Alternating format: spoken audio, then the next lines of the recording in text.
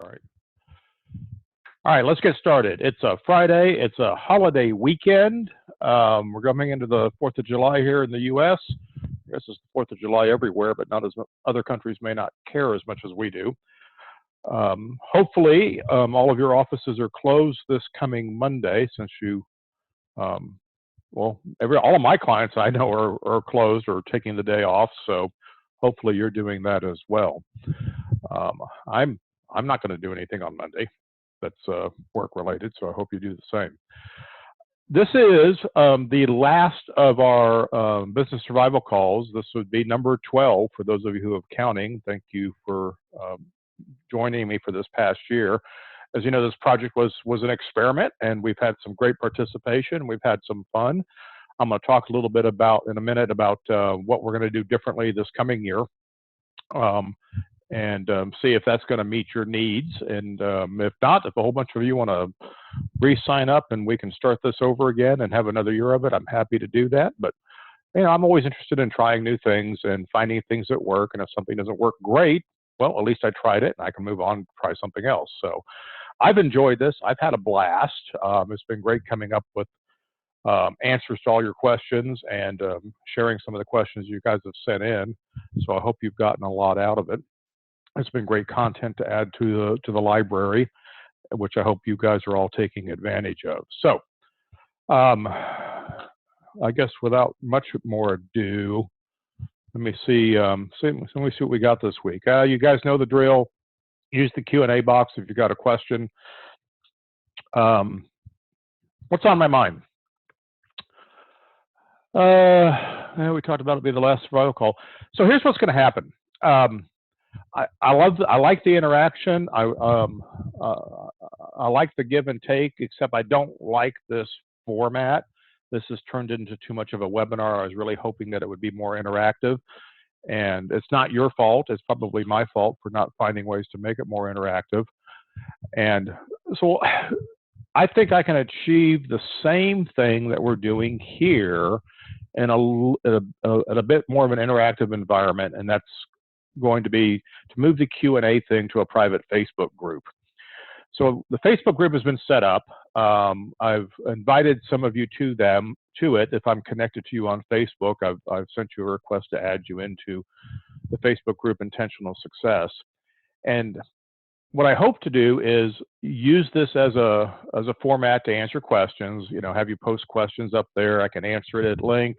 I can share links to content related to it. And I can probably be compelled to do some Facebook Live sessions, do some live Q&A sessions if we get some participants that want to do that. I think that would be fun. I mean, I already answer questions live when they come up on my screen. Now, why can't we do it on Facebook? And I would probably time it around, whenever I have a rant. For instance, today I almost did a Facebook Live because I had a rant on leaderships in adulting. And so I'm going to share that rant with you in today's session. Here's the deal, though. If I'm not connected to you on Facebook, I can't add you. And however, if I have your email address, and I realize most of you have a different email address for Facebook, which is fine. I don't blame you. I do as well. If you'll email me your Facebook email address, I can add you to the group. And you don't even have to be a friend. You know, I don't have to be your friend on Facebook in order for you to be part of this group. But I do need the email address that you use in Facebook because it is going to be a private group. I'm only inviting folks who are part of the survival call, part of my client base, part of major workshops that we do. So I want folks who are engaged in the business of making their business better. I want to make it exclusive for you. So if I haven't added you, email me or direct message me on Facebook, whatever, and let me get you added to it. And we're going to start posting some content. So the page looks like this. Every once in a while, I'm going to expand on things. I'm probably going to spend more time on this Facebook page than I do anything else because I want the interactivity. I want to engage with the community of people who want to talk about business and spend more time on that rather than the the marketing stuff and the reposting emails and newsletters and things that we do on the public Facebook pages. This is private. We can talk about stuff in private that we can't talk about out in the public sphere. So I hope you'll take advantage of that. So send me your email and I'll add you. Now, let's get on to today's rant, such as it is.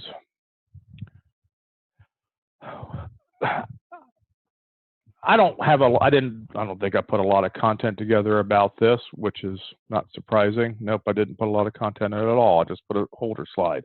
I've got notes here.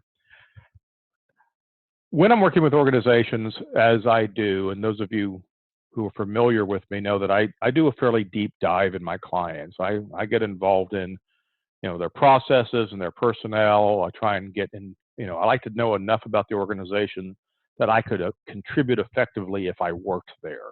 I want to know how to get a proposal through the system. I want to know how to scrub an order and fill it. I want to know how to process an invoice, because I can be much more helpful with you as leadership if I understand how things work and what the process challenges are. What I often find in organizations is a leadership gap. I'm not a leadership consultant. I have friends who are. I actually find the idea of leadership consulting and speaking, and a lot of motivational speakers are leadership speakers. I find a lot of it insipid, and probably it's because, like you, I sat in ballrooms for almost 2 decades and listened to these people drone on about stuff that they didn't know anything about. So I'm a little biased against the whole concept of leadership as a viable platform for helping organizations. Having said that, leadership is an inherent quality, and not everybody has it, and that's okay. Some of us are leaders. He's a born leader, she's a born leader. Not everybody is. We're human. We all have different qualities. We have different skills and talents. We need to use them accordingly. However, if I have a leadership gap in an organization, a lot of times it's very difficult to get things done. Not all of my clients, not all the owners of the businesses I work with are leaders. As a matter of fact, many of them hide inside their offices and rely on other people to do the leading. But in order to do leading, you have to have people who are leaders, and you have to have people who are what I call adults. Do I have enough adults in the organization? An adult to me is not just somebody who happens to be over 18. It's not an age. It's not a number. It's a mindset. It's how you relate to the world. Some of us are adults, and some of us are not. It doesn't mean you're a child. It doesn't mean you're a toddler. It doesn't mean you're a teenager. To me, adulting is a state of mind. And if we're on show site, as many of us are, we quickly recognize the difference between the adults, the leaders and the adults, versus everybody else. And the adults are the people who solve problems for us. The adults are the people that we rely on for wisdom and guidance. Adults are the people that we go to when something's not working. Leaders are the ones that give us the courage to go to the adults. And sometimes the leader and the adult are the same person. I'm going to share a generic story, but this is about a specific client whose owner is not a great leader, and by his own admission, he knows he's not a great leader. And he struggled in his organization because the leaders that did exist in his company weren't actually adults. In this case, they were actually very childish and petty, and while they had a lot of influence because they had leadership skills, they didn't have the best interests of the organization in mind. And left to their own devices, people like that can be rather destructive. And this was an example where I came into a situation where some key employees had been rather destructive with the business, but had since been let go, had moved on, and now we were trying to rebuild again. There were some good adults in this company, but they weren't in a position where their leadership was allowed to work because the owner was, so hurt and so tainted by being taken advantage of former employees. So here's a situation where I've got to be a leader and I've got to be the adult, and I had to sit down with the owner and affirm that we had a trusting relationship, that he had trusted my advice. He He was willing to listen to everything I had to say. He didn't have to agree with it. Trust is not about agreeing, but that he did trust me. And I gave him a choice. I said, I think we all understand what the challenges in the organization are. And I think we also understand that you, the owner, are not in a position to solve a lot of things. And because you're not the type of leader that can do this, as we'd already talked about. So we have two ways of going about this transformation of your business. We can either I can either advise you on what you need to do and let you choose to interpret it how you want and move forward the way you want, or I can tell you what to do. And this is a situation where he certainly made the right choice. He made the choice of letting me tell him what to do, which is unusual. I don't normally I don't hold my client's feet to the fire and say, you have to do it this way. But here's a situation where it really, really mattered. And I said, great, I'm going to tell you to do one thing. And I said, you have an individual in your company who should be the general manager of this company. He should be running the day-to-day. He should be the adult in charge of this business. And we need to follow his lead, and we need to support him, and we need to remove obstacles for him, meaning we, the owner, and myself. We need to empower this individual to exercise his leadership and adulting skills to the fullest potential. That's a hard conversation to have. But fortunately, this owner understood his own limitations. He understood the importance of getting the business going in the right direction again and the value of this individual. And he set his ego aside, which was not easy, and we made that decision. We made that decision together at my behest, but we made that decision together, and it was wildly successful. I can't tell you how successful it's been. You have situations in your own organization where you have adults in your company that need to be allowed to lead. But I also have situations where I don't have any adults at all, or I don't have enough of the right adults. And I could certainly cite other case studies where I'm working with owners who through their own lack of leadership have chased away most of the adults. And now we don't have anybody left to solve our problems with.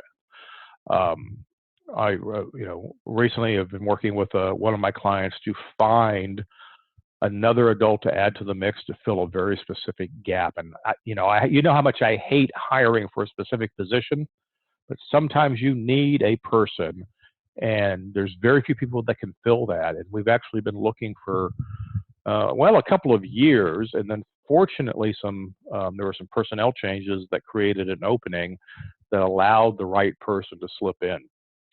And that I feel is going very well as well. So leaders, I made some notes here. Leaders, let adults make mistakes.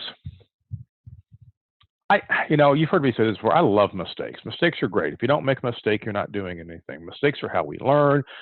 That's how we test limits. If you're not living on the edge, you don't. The only people who know where the edge is are the people who've been over it. And if you're not living on the edge, you're not trying hard enough. So you've got to go over the edge every once in a while, and you need to make some good, honest, worthy mistakes that we can learn from and develop. You've got to take some risks, and I need adults and I need leaders to do that. So a leader will let the adults make mistakes.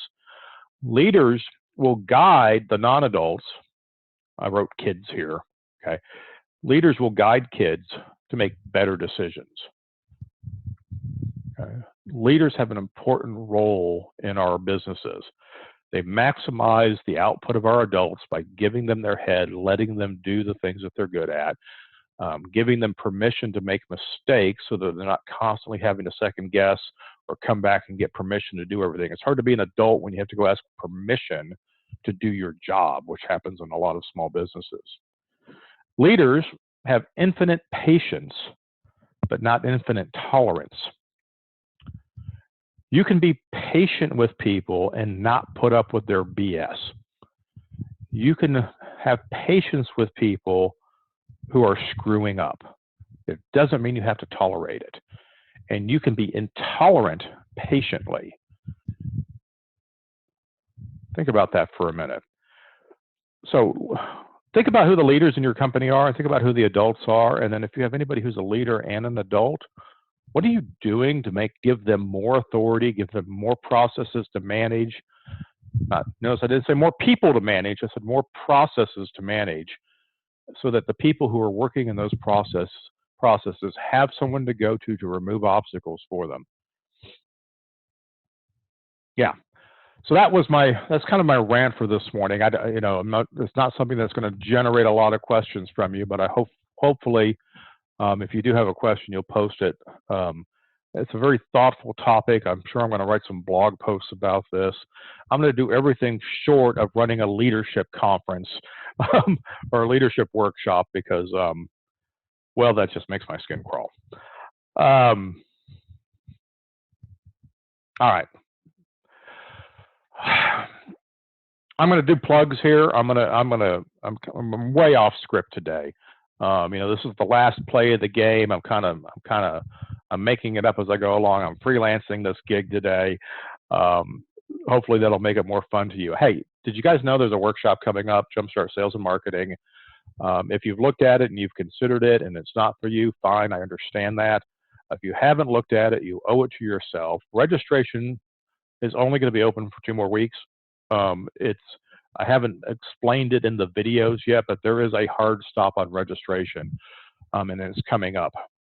So whoever we have signed up at that time, that's what we're going to go with. I do not want to spend the last 2 weeks of this event chasing people down, trying to get them to sign up. Here it is. The sign up period's over. I'll take what I got. I have enough people right now to go. I've got, I'm into the profit zone. In other words, I've covered all my expenses. I have a nice audience already that I'd be happy to teach to. I'd like another 10 or 12 people. I'd like you to be there. Almost everybody who's signed up has signed up 2 people from their organization, one from sales and one from marketing. I have 2 companies that have signed up 3 people. That's the right thing to do. You want to get a little bit of everybody on here, because I'm going to spend a quarter of the time talking about marketing, a quarter of the time talking about business development, a quarter of the time talking about sales and sales skills. And I'm going to spend the last quarter not only answering every question that you can possibly come up with, you need to ask questions about sales and marketing, but I'm going to tie all of this together for you to help you go out and grow your business and be more successful. Of the clients I've been working with over the past 3 years, I'd say practically all of them, we've had a sales and marketing focus to get them out of stagnation, to improve their profitability, for any one of a number of reasons. Sales and profitability is always a good thing, right? You can't do it without sales and marketing, effective sales, branding, marketing, business development. So I'm spending more time on that right now because that's what's important for the industry. So I hope you'll take advantage of that. It's in Dallas. We have a lovely venue. We'll have some networking receptions. I'm going to feed you some breakfast and some lunch. I hope to see you there. That's all I can say about that. Go to the store, or go to my website, click on store. It's the first item on there. You can learn more about it. Right now, you could still send 2 people for $2,500. Plus whatever it costs to get you to Dallas. Our hotel rooms, I think, are $189 a night. It's a really nice hotel. So you could have a pretty major impact on your organization for a small amount of money. What's 1 gig, right? Win 1 gig for $25,000, and this thing is more than paid for. But the benefits of this are going to pay off for years and years to come. You'll see some testimonials in some of the upcoming videos. Anyway, that's enough of that. I want to talk about my vacation, and I'll tell you why. Because I find that we all need to learn how to tell stories a little bit better. I didn't go to InfoComm this year, as many of you know, and I know some of you didn't go to InfoComm, but me not going to InfoComm is like a once in 2 decades occurrence. I don't remember the last time I didn't go to InfoComm. It was difficult. It scared the jeebies out of me not to go to the show where most of my business development occurs, most of my clients attend. I had lots of people who were trying to set up meetings with me, and it's like I had to turn them down. It's like, wow, what a great problem to have. I'm glad people wanted to meet with me. I'm glad they thought of me at InfoComm, and I'm actually kind of glad I didn't go. I don't want to be expected to be somewhere. And mainly, I don't want to expect myself to have to be somewhere. Now, why didn't I go? If you didn't read about it, I went on a trip with my brothers and my cousin. We went down the Grand Canyon. And I have to tell you, it was probably one of the most humbling experiences I've ever had. And I'm trust me, I'm frequently humbled, which I know may be hard for some of you to imagine. The Grand Canyon is, well, it's an amazing place. What can I say? I thought I was going to go, do a little whitewater rafting and look at some rocks. Well, okay, that was true. I did a little whitewater rafting and look at some rocks.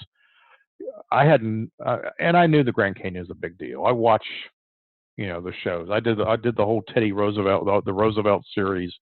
I love the episode talking about the national parks and things and all the exploration he did and the outdoorsmanish of it. I used to camp as a kid. I used to backpack as a kid. I was a Boy Scout. I knew this would be a neat trip. But what I didn't know is that it would overwhelm me. That it was absolutely humbling to sit in something that massive, and give up power and control, give up the internet for 8 days.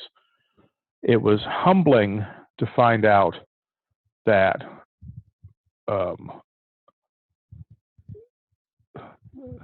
that I could meet so many people who were also as amazed as I was.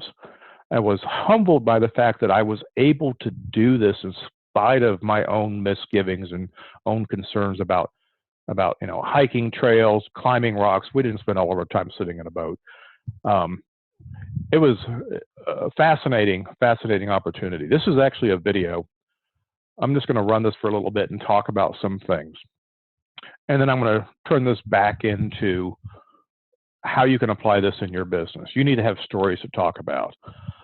Yes, I was very happy on this trip. There are a lot of pictures of rocks in this trip. But what things I found out was like this cave here, which I kind of knew it existed. I had seen it in the pictures. That was just the scratch on the surface. I mean, there were so many things that we saw. This is the Little Colorado River. It is that pale color of blue. And we had a blast tubing and body surfing down that river, played there for several hours. The scenery is breathtaking. I mean, there was never a moment where I couldn't have taken a panoramic picture like this and gone, holy crap. And I did. I said, holy crap, probably 10,000 times. I think my boatmates were sick of me. The food was great. Our guides were fantastic. We were on 2 boats like this. There was about 22 guests, 5 guides. A little bit of whitewater, and some fantastic whitewater moments, let me tell you. We had one situation that almost washed my fat butt off the boat, but it was a lot of fun. We all came back with wounds. I mean, we all got beat up. You bang your knees on stuff, whether you're on the trail or just falling down, going to the bathroom in the middle of the night, or getting knocked around on the boat. It was an outdoors experience. However, we had people on our trip in their 70s. We had people on our trip in their teens. Everybody survived. Everybody had a good time. Rock formations. My goodness, the history in all of this. I'll tell you another humbling thing about this. Oh yeah, we busted a propeller and got caught in an eddy while they had to change out motors. That was fun. These are my brothers, by the way, standing in front of one of the many side trip waterfalls we visited. Just stunning stuff all the time, nonstop. You could just sit there and just watch all day. Here's another side trip up a canyon. Beautiful waters. Of course, we did a lot of swimming. We did a lot of stuff like this. Yeah, that's my brother going over a little waterfall. I can't recommend this highly enough. The guy on the right there happens to be, that's my cousin. He was one of our 4 groups.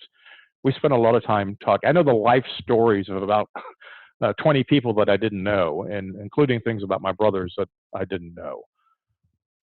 This is the second vacation I have taken, the first one by myself without my wife, in 10 years.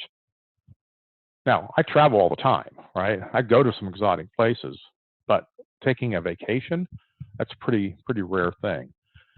But I've got some great stories that I can share now that make me hopefully a more interesting person in a dinner conversation, something to talk about and compare notes to. We all could afford to be a little bit more interesting and talk about something that has nothing to do with our business. I love this clip. Nothing happens in it. Okay.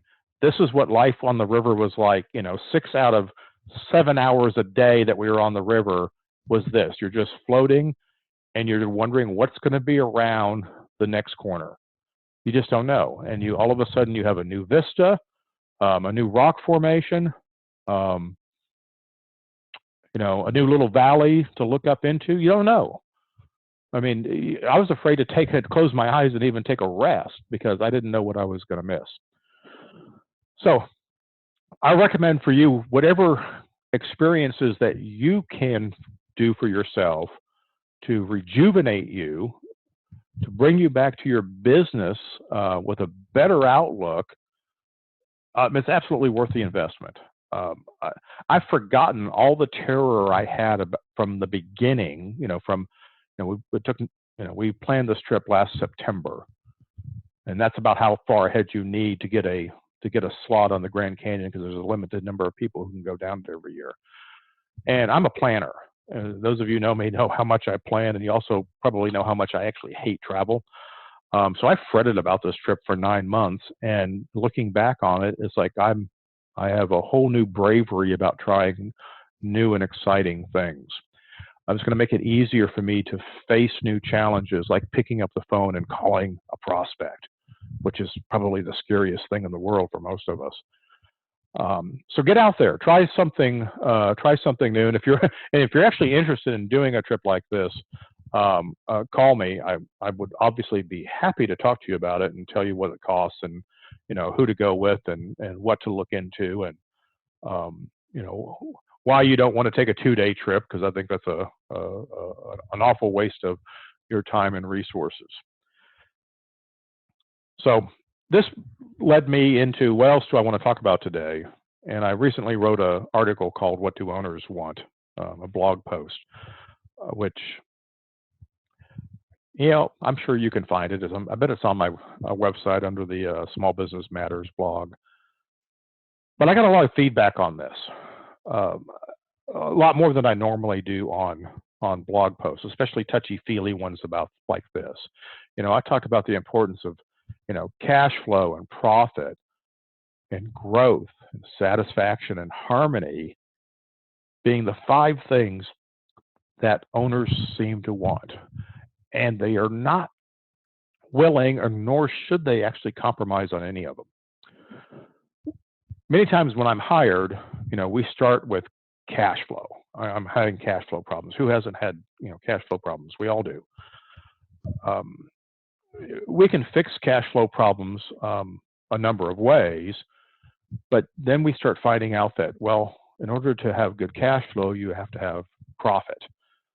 And in order to have profit, well, you're going to have to keep growing. And in order to keep growing, you're going to have to enjoy the process. In other words, you need that harmony that makes you happy to come to work every day.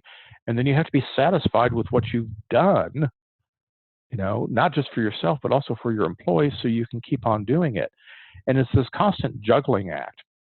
And if you compromise on any of those things, the others start to come crashing down. And very often, if I'm dealing with a cash flow challenge, the other 4 things are suffering as well. So we have to build back up. And when I do find owners, and I do have clients who enjoy all of these things and have control over these things, their biggest concern is, how can I keep doing this? Me right now in my personal life, my business life, I'm all of these things. I got great cash flow, I make good profit, business is growing, I'm satisfied, I've got harmony in my business with my employees, with my wife. It's all good. Okay. What do I got to do to keep working on it? I have a strategic advisor, And I have two mastermind mentors that have businesses similar to mine. I spend a lot of time getting outside input, coaching, and advice in order to be good at my business so that I can provide, you know, outside coaching and advice to other people. It's kind of ironic, but I can't help you with marketing if I'm not good at marketing. So I have somebody to help me with marketing. Does that make sense? I'm not any less of a consultant because I reinforce my skills, and you're not any less of a business owner if you get some support in getting what you want. Because tell me, once you've got what you want, you don't want to let go of it, and you're going to work even harder for it. So,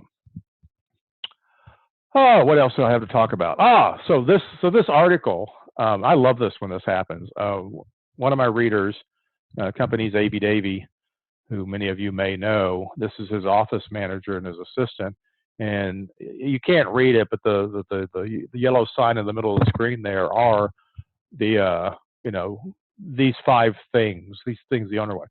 And the owner shared the article with all of his employees and say, guys, read this, you'll understand me better. Well, I think, well, that's brilliant. It's like, it never occurred to me to do that with the article, but that is, he did a wonderful thing, was he helped his employees better understand what was important and valuable to him. And maybe that will positively affect how they make choices and decisions in their business. But here's a very happy young lady who said, yeah, I like this. I need to know this. This gives me something to focus on. You know, this is something that's going to color the way that I make decisions. And you know, that's fantastic. You know, we have leadership and adulting all in one picture here. So anyway, I just wanted to share that with you. So if you guys have more questions, this would be a great time to ask about it, because I honestly have not prepared a whole lot more for today, but I'm always happy to tell a story if you're willing to sit here and listen. And since, well, nobody's actually left here today, maybe this would be a good time to say, hey, you guys got another question?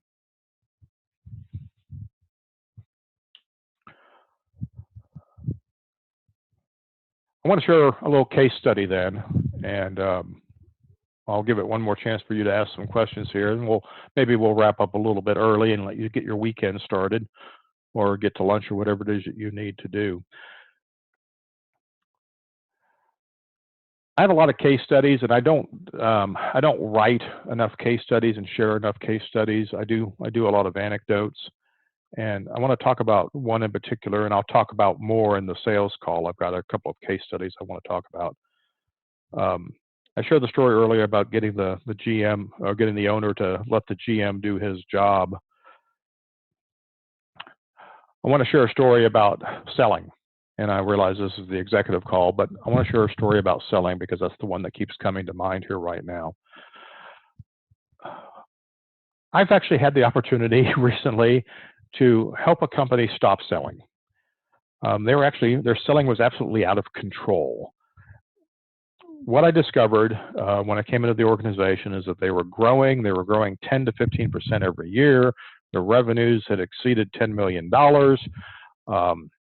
They had a huge team. They were doing very complex events, and they weren't making any money. As a matter of fact, they were losing money at an accelerated pace from year to year.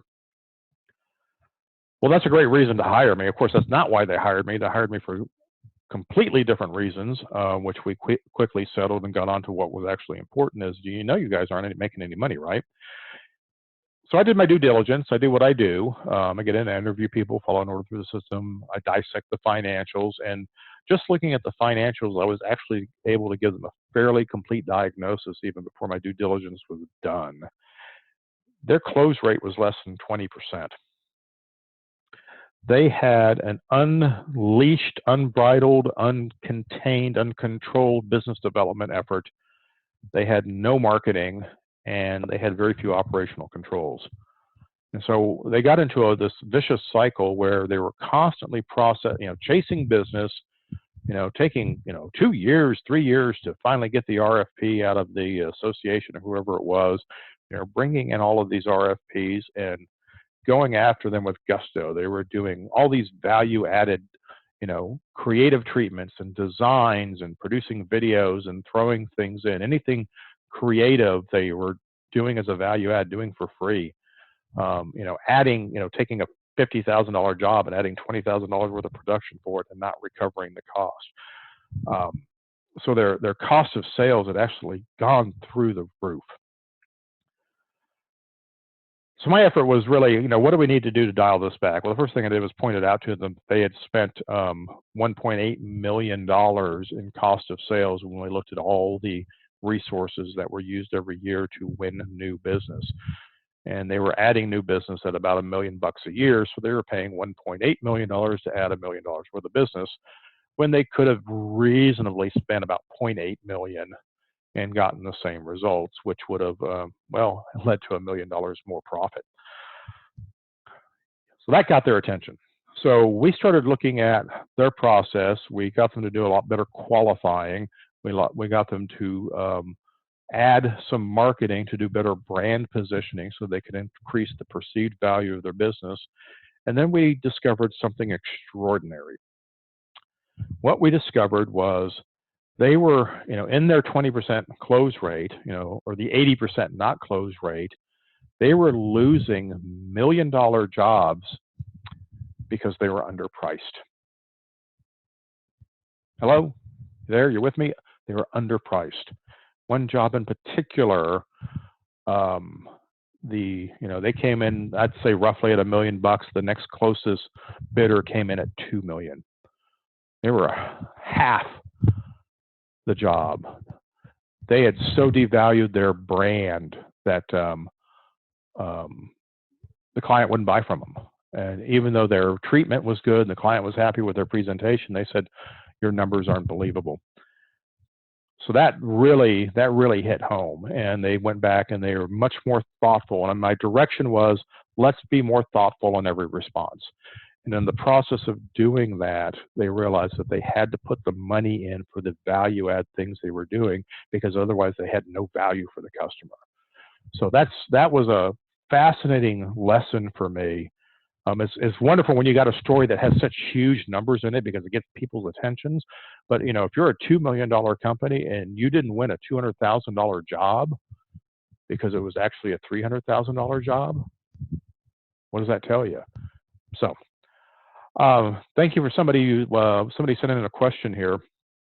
And it says, we have a dilemma. We feel we are winning a lot of small events that are clogging up our internal resources and believe it is taking away our focus from larger opportunities.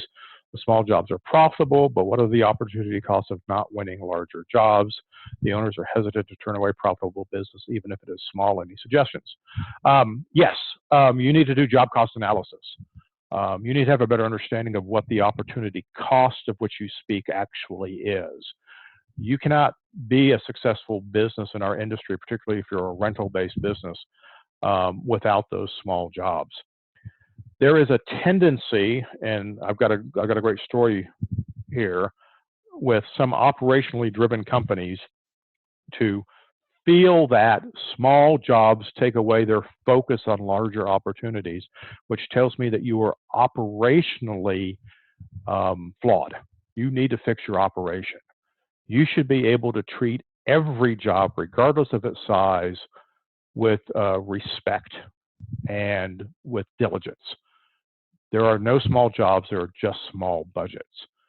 How do you, as an owner, as a sales manager, how in the world am I supposed to determine whether this $5,000 opportunity for what is potentially $1 million client is unworthy of our time and attention?